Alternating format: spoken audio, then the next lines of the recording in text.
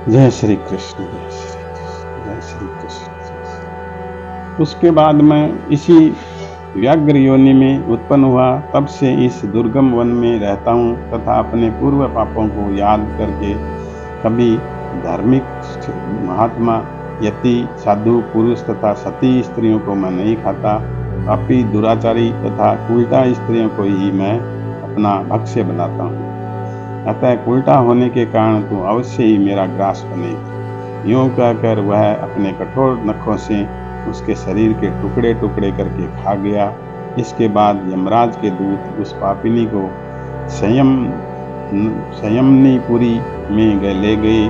वहां यमराज की आज्ञा से उन्होंने अनेकों बार उसे विष्ठा, मूत्र और रक्त से भरे हुए भयानक कुंडों में गिराया।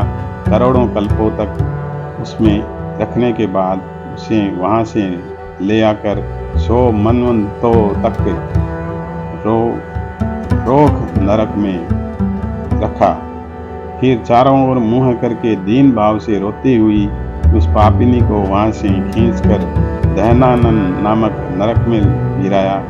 उस समय उसके केश खुले हुए थे और शरीर भयानक दिखाई देता था।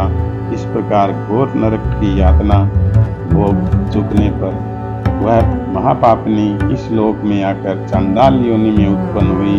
चांडाल के घर में भी प्रतिदिन बढ़ती हुई वह पूर्व जन्म के अभ्यास से पूर्ववर्ग पापों में प्रवृत्त रही। फिर उसे कोढ़ और राज यक्षमा का रोग हो गया। नेत्रों में पीड़ा होने लगी। फिर कुछ काल के पश्चात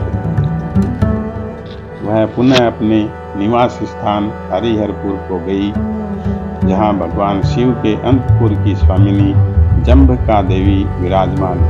वहाँ उसने वासुदेव नामक एक पवित्र ब्राह्मण का दर्शन किया, जो निरंतर गीता के 13वें अध्याय का पाठ करता था। उसके मुख से गीता का पाठ सुनते ही वह चांडाल शरीर से मुक्त हो गई और दिव्य धारण करके स्वर्गलोक को चली गई। जय श्री